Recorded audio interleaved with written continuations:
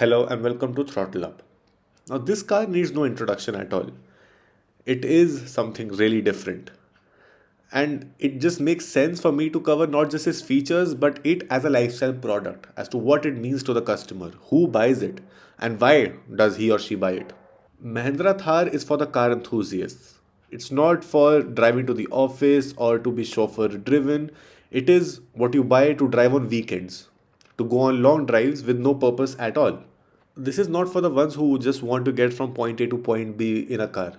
It is for the ones who want to stand out, who want a car which resonates with their personality and at least what they aspire their personality to be. In order for us to understand that, we'll have to see what all does this car offer and what makes it such a good lifestyle product where people forget about the Cretas and the Honda Cities and all the practicality aspects and go with this because it is the Mahindra Thar. The Thar comes in both petrol and diesel options, where both the petrol and the diesel get manual and automatic respectively. This one we have today is the diesel manual. It comes in two variants, AX and LX, this being the LX, which is the topmost variant. So this is the LX diesel MT. This is how the engine bay looks like. As I mentioned, this is powered by 2.2 liter diesel, which produces a maximum power of 130 bhp and a maximum torque of 300 newton meters, which is pretty justified at this price point. Coming to the bonnet, the inside part of it gets a very different kind of design, but no insulation whatsoever. You do not get any hydraulic struts, which make it very difficult for me to open the bonnet because it is, first of all, it's a Mahindra, so it's really heavy, plus it's very deep. So it does make the work difficult. That is why I jumped straight to the open engine bay, because it was difficult for me to open it with one hand, because you have to operate these levers and these hooks on either side of that bonnet. So first, when you unhook them, release the bonnet from the driver's side like we always do, and then you can only open it. So it is a little bit cumbersome, but again goes with the personality of the car with those hooks for the bonnet, so it's nice. Grill gets the same Mahindra slat design, finished in matte plastic, no glossy treatment to give it a premium touch. It is rugged out and out. Halogen headlamps. The high beam headlamp is stored on the left hand side, so you get a DRL as well in the LX variant and a turn indicator which is halogen. This is how it looks like when it's lit up. So left hand side, the LED one is the DRL, the turn indicators are right below it, and the main lamp is halogen. You do also get fog lamps in the bumper of the Mahindra Thar. The bumper, the size of that bumper is so huge, it's completely plastic, but it adds to the rugged design. You also get so many Thars written on this car. You can see Thar written right there.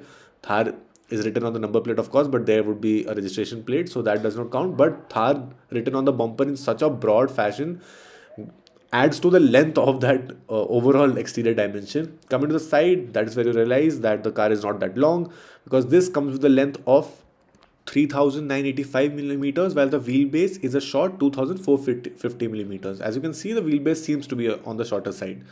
The 4x4 badging that you see is because the 4x4 is standard no matter what variant you buy, so that's nice. Coming to the exterior bits, you get Thar written right there, just like we had on the previous generation as well. On the fender, you get these hinges which are part of the design.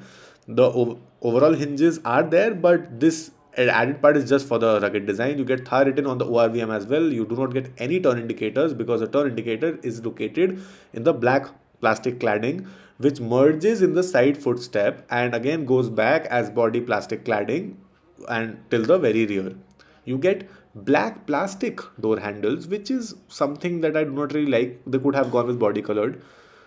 Not necessarily you have to use plastic everywhere. This is the hardtop variant. You can also buy it in a convertible format, but which is again a soft top. But this one is the hardtop, which is relatively expensive than the soft top, only by 10,000 though. You also get the 4x4 badging since that is a standard. This is the humongous wheel of the Mahindra Thar, has Wanderer 80 MRF written on it. The tire profile is a 255/65 R18, which suffices the purpose of this car. The 18-incher is perfectly fine size for a car of this dimension and a car of this profile. The alloy design is also very rugged. It adds to the sportiness and the ruggedness of this car. So very well thought out alloy design, and the tire size. It looks chunky as it should. The fifth wheel, spare wheel is on the tailgate just like the EcoSports, and it does belong there given the personality of the Mahindra Thar. There is a tail lamp mounted inside the glass, but no rear washer wiper in sight. This is the tail lamp of the Mahindra Thar, which has Thar written right in the center. It is basically segregating the turn indicators and the reverse light, which is halogen. The other treatment is completely LED. This is part LED and part halogen treatment given on the tail lamp of this car. Now the reflectors are also in the boxy design just like the tail lamp, and they have not experimented really, which is actually a nice thing because it does go with overall design of this car, the boxy tail lamps and the reflectors. The exhaust is on the right side, it's a single exhaust, no fake exhaust treatment whatsoever. Now the tailgate opens in a really different fashion as compared to the other cars. One part of it goes outwards like this, and one part goes up just like this. The glass reminds me of the Brio somehow because the glass used to open like this, but this is completely different.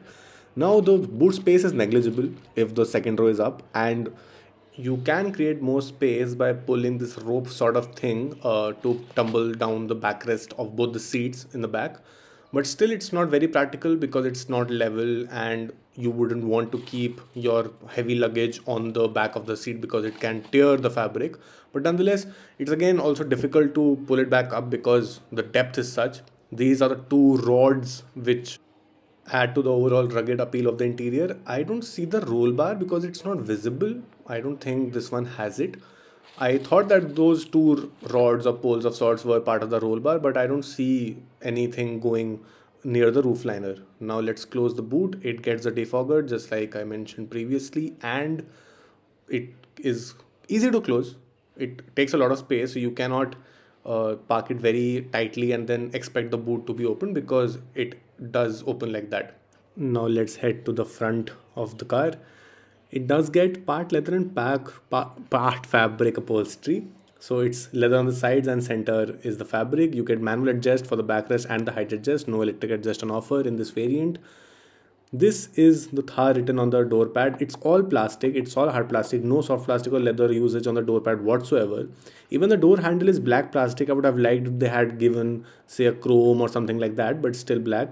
You only get the ORVM adjust on the door pad. That is it. That is the only control that you get because the power windows are in the center. The bottle holder is nice in size. You can keep two bottles easily. This is how you can adjust the height of the seat, and it's simple to use just like your conventional controls. This is how you can adjust the backrest of the car, and for the ingress and the egress there is a foot step given to be seated comfortably inside because it's a really high tall car rather. You get three pedals since this is a manual variant, and if you want to open the bonnet you can see that logo on the top right. The bonnet opener is placed behind that. So if you're seated in the seat, it's very difficult to actually reach out for that lever. Now you can see this nylon kind of cloth which pulls out just like you open the door.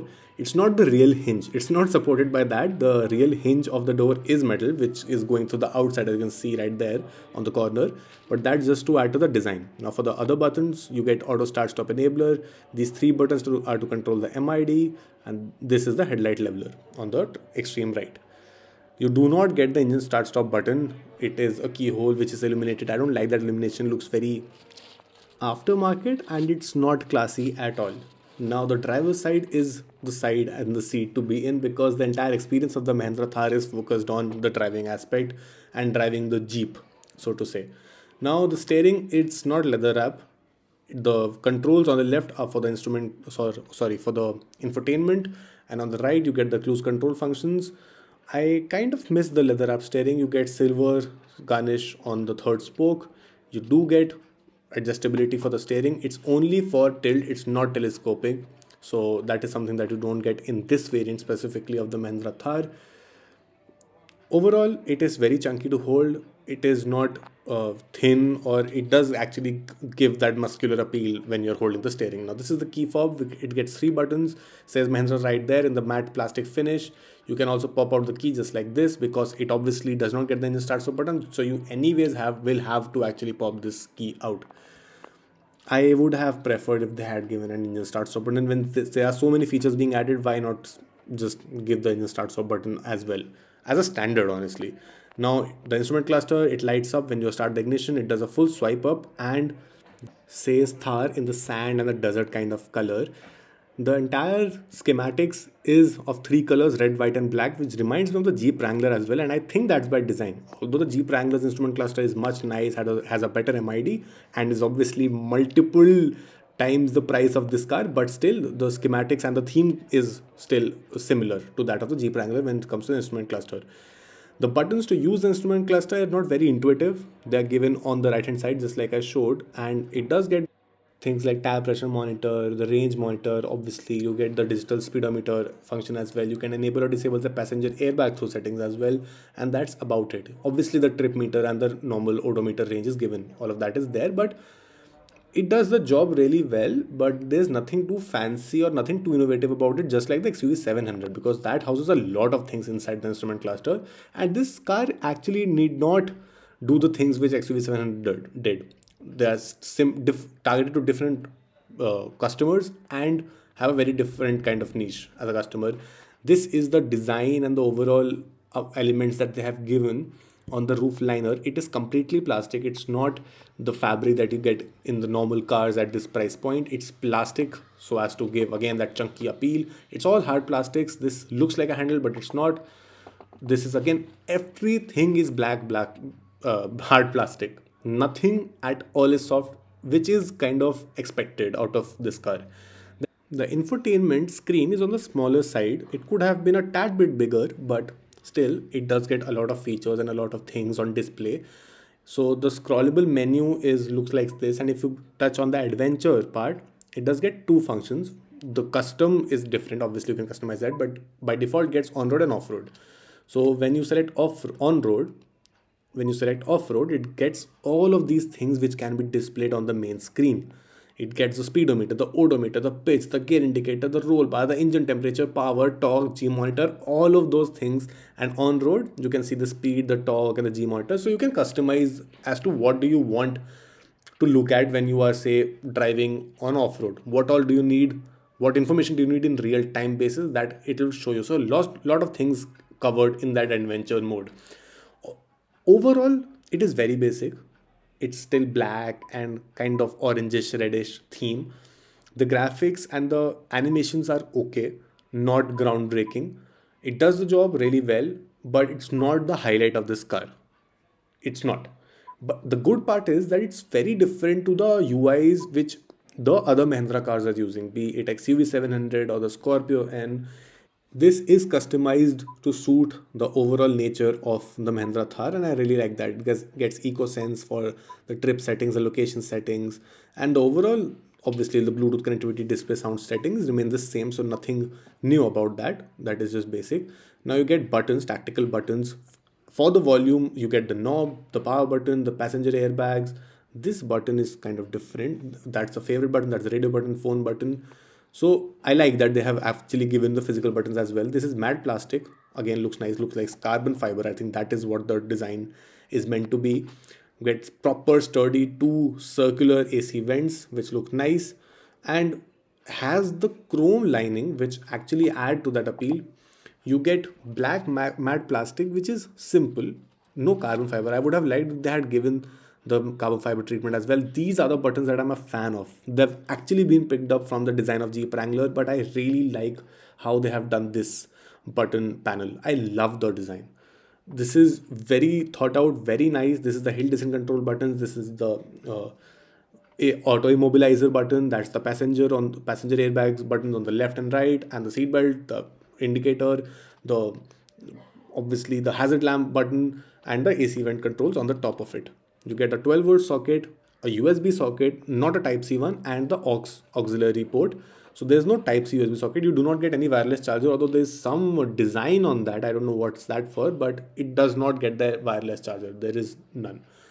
The positioning of the power window buttons for the front two is weird. It's in the center, and I don't remember any car doing of this price segment doing the power buttons like that.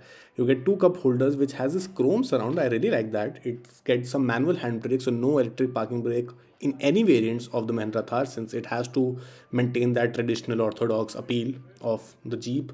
Now, of being a Jeep, not the Jeep brand. It gets a manual gearbox, and this is for the four-wheel drive, 2 high, 4 high, and 4 low. So that's to adjust the four-wheel drive modes.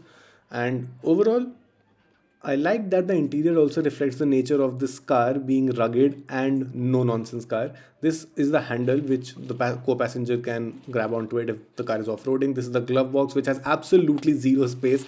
I don't understand even the given the purpose of it because it's very small. It has absolutely no space.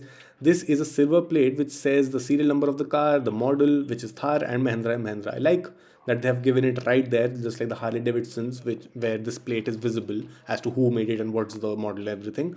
You get a sun visor with the mirror for the passenger side, but no mirror for the driver's side, and it's just a simple sun visor with a ticket holder. It's obviously black in color, just like the other interior bits. So this is the rear view mirror. Inside the mirror, it gets a day night function, but no auto dimming. There's no sunglass holder. There's actually no control on top of this car because it's completely plastic. You get an LED cabin lamp, which is almost at the center. This is the speaker placement, which is right in the center, almost above the front two seat headrests.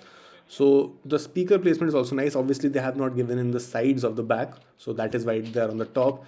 You do not get any seat belt adjuster. The seat is very plush. It has a lot of bolstering and it's comfortable. Again, the positioning of the seat is such that it might be a task for it to be seated, for you to be seated in that seat, but it's still comfortable nonetheless. Now let's head over to the back seat of the car, for which I'll have to exit the front of the car, go to the other side, tumble down the passenger side, the front passenger side, and then only I can get in the back seat of the car. So yes, this is a hassle. Nonetheless, if I talk about the front and the overall review of being seated in the driver's side or the passenger side, I would be buying this car for the feels, and the interior has that feel. Be it the steering, be it the dashboard, be it the roof liner, so I'm not disappointed. It does miss out on features, but I might be comfortable buying a Creta or a Seltos or an XUV 700 if I'm actually considering buying a car for features. But this is all about them feels. So yes, it does deliver on that front. Now, sorry if the camera angle goes really weird for a few seconds, but yes, it is a hassle. So now I have pulled the seat to the front, and this is how I'll get to the back seat. First things first, this is not a passenger oriented car. You cannot open the window, the back windows. They are very big, but yes, you do cannot open them. These are the grab handles, which again have that raw, rugged appeal to them. It's all covered with plastics and this material, which is usually used in the boot spaces of the car, the mats. So there is not much of them feels also, which I just mentioned about. If you're seated in the front, yes, you do get that experience, but in the back seat, it's just being seated for the sake of it because you have to travel inside.